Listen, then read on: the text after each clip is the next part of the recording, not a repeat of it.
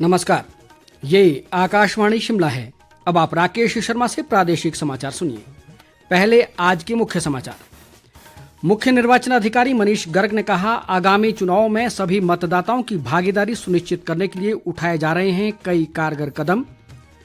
केंद्रीय सूचना व प्रसारण मंत्री अनुराग सिंह ठाकुर ने कहा, प्रदेश में पिछले 10 वर्षों में रेल सेवाओं का हुआ अभूतपूर्व विकास।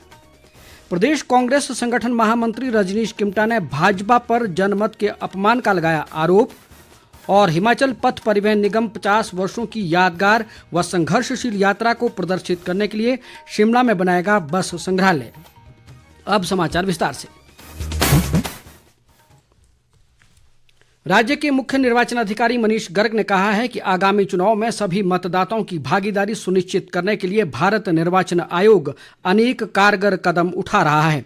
उन्होंने आज शिमला में बताया कि इसी कड़ी में लोक प्रतिनिधित्व अधिनियम 1951 की धारा 60 के अनुसरण में हिमाचल में होने वाले आगामी लोकसभा चुनाव व विधानसभा उपचुनावों के लिए अनिवार्य सेवाओं में नियोजित व्यक्तियों को मतदान के दिन ड्यूटी पर तैनात होने पर डाक मतपत्र के माध्यम से मतदान करने की सुविधा प्रदान की गई है। मनीष गर्ग ने बताया कि प्रदेश में अनिवार्य सेवाओं में कार्यरत व्यक्तियों को फॉर्म 22D के माध्यम से पोस्टल वोटिंग सेंटर के तहत विधानसभा निर्वाचन क्षेत्रों पर आरओ और एआरओ द्वारा अधिसूचित तिथियों पर विधानसभा निर्वाचन क्षेत्र में मतदान करने की सुविधा प्रदान की जाएगी। उन्होंने कहा कि संबंधित विभागों को इस संबंध में कर्मचारियों की सुविधा के लिए नोडल अधिकारी नामित करने के भी निर्देश दिए गए हैं। केंद्रीय सूचना व प्रसारण और युवा सेवाएं व खेल मंत्री अनुराग सिंह ठाकुर ने कहा है कि पिछले 10 वर्षों में हिमाचल प्रदेश में रेल सेवाओं का अभूतपूर्व विकास हुआ है। एक बयान में उन्होंने कहा कि केंद्र की मोदी सरकार ने प्रदेश में बेहतर कनेक्टिविटी सुनिश्चित करने के लिए सड़क, रेल और हवाई सेवाओं की बड़ी सौगातें दी हैं। अनुराग ठाकुर ने कहा कि केंद्र सरकार ने प्रदेश को देश के बड़े शहरों से जोड़ दिया है और हिमाचल से दिल्ली, अहमदाबाद, हरिद्वार, जयपुर, इंदौर, आगरा और उज्जैन जैसे कई बड़े शहर रेल नेटवर्क से सीधे जुड़ गए हैं। अनुराग सिंह ठाकुर ने कहा कि विकास ही उनकी प्राथमिकता है और मोदी सरकार ने हिमाचल को सौगातें देने में कोई कसर नहीं छोड़ी है। उन्होंने कहा कि प्रदेश में रेल सेवाओं के विस्तार और बेहतर कनेक्टिविटी के लिए केंद्र सरकार नई ट्रेनें चलाने सहित जरूरी आधारभूत ढांचे के विकास पर गंभीरता से काम कर रही है। अनुराग ठाकुर ने कहा कि केंद्र ने वित्त वर्ष 2023-24 के दौरान प्रदेश में रेलवे विस्तार के लिए 1838 करोड़ रुपए मंजूर किए हैं। प्रदेश में निर्वाचन आयोग के स्वीप कार्यक्रम के तहत मतदाताओं को जागरूक करने के उद्देश्य से विभिन्न गतिविधियां आयोजित की जा रही हैं। इसी कड़ी में ऊना जिला में विशेष जागरूकता अभियान आरंभ किया गया है, जिसके तहत गीत संगीत और नुक्कड़ नाटकों के माध्यम से मतदाताओं को जागरूक किया जाएगा। अभियान के पहले दिन आज ऊना बस स्टैंड और महतपुर टैक्सी स्टैंड पर कार्यक्रम आयोजित किए गए। इस दौरान नाट्य दलों के कलाकारों ने लोगों को वृद्ध और हो या जवान 1 जून को जरूर करें मतदान, वोट करके देश के प्रति कर्तव्य निभाएं और पहले मतदान फिर जलपान जैसे संदेशों के साथ मतदान के महत्व और मताधिकार के प्रयोग को लेकर जागरूक किया। जिला निर्वाचन अधिकारी व उपायुक्त जतिन लाल ने कहा कि जिला में 100% मतदान के उद्देश्य से स्वीप के अंतर्गत मतदाता जागरूकता के लिए लगातार कार्यक्रम आयोजित किए जा रहे हैं। उधर जनजातीय जिला लाहौल स्पीति के उदयपुर उपमंडल में आज जिला निर्वाचन अधिकारी व उपायुक्त राहुल कुमार ने स्वीप कार्यक्रम के तहत विशेष हस्ताक्षर अभियान शुरू किया।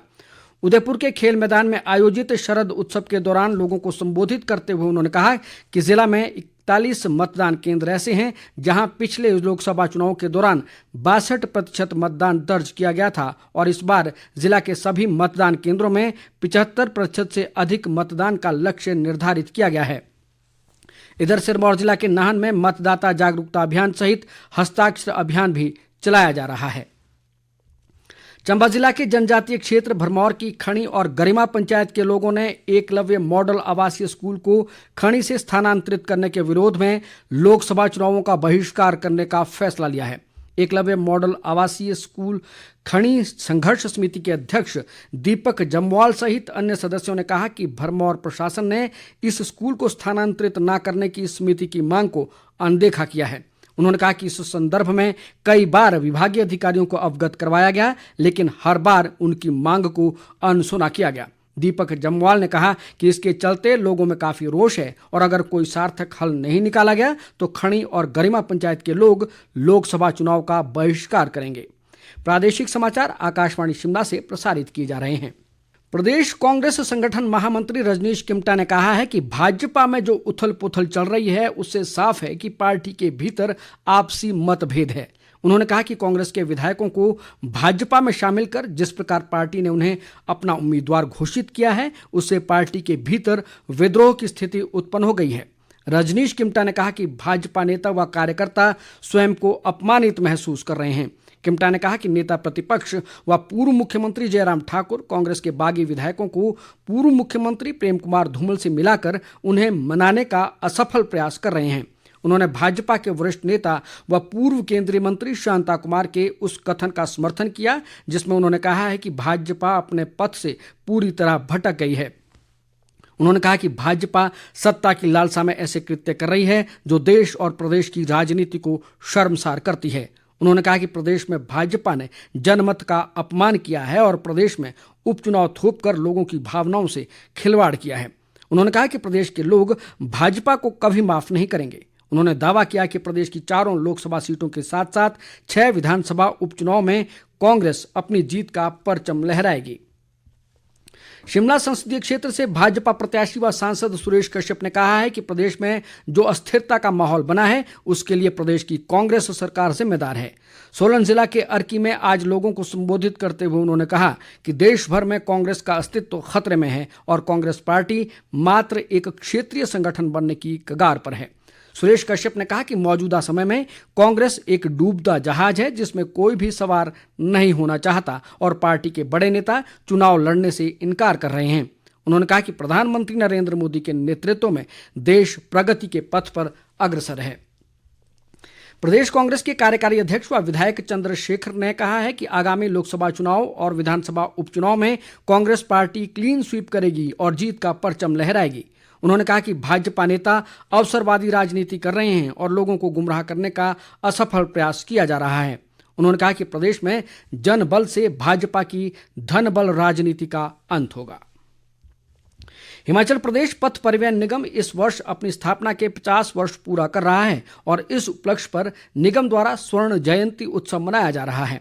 50 वर्षों की यादगार और संघर्षशील यात्रा को प्रदर्शित करने के लिए हिमाचल पथ परिवहन निगम शिमला स्थित एमडी कार्यालय में बस संग्रहालय बनाने जा रहा है जिसमें अब तक के बसों के मॉडल, पुरानी टिकटें, बसों की पुरानी तस्वीरें और कल पुर्जे संजोए जाएंगे जो स्थानीय लोगों के साथ साथ सैलानियों के लिए भी आकर्षण का केंद्र होगा।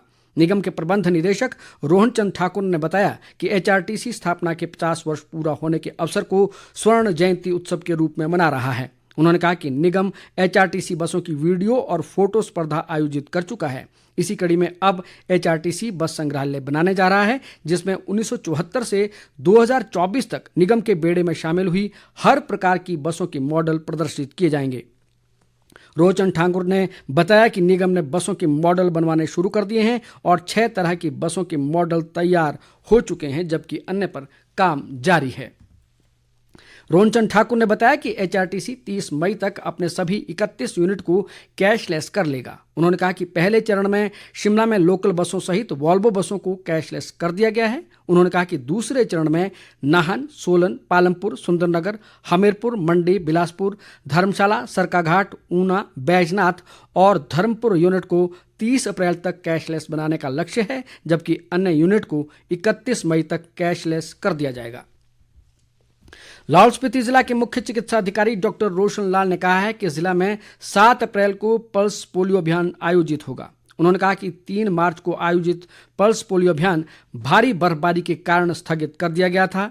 रोशन लाल ने बताया कि इस अभियान के तहत 7 अप्रैल को जिला के 50 बूथों में 1270 बच्चों को पोलियो ड्रॉप पिलाई जाएगी और किसी कारण से छूट गए बच्चों को 8 और 9 अप्रैल को घर घर जाकर पोलियो की खुराक पिलाई जाएगी। मुख्य चिकित्सा अधिकारी ने सभी लोगों से अपने नजदीकी पोलियो बूथ में 5 साल से कम आयु के सभी बच्चों को पोलियो खुराक पिलाने का आग्रह किया।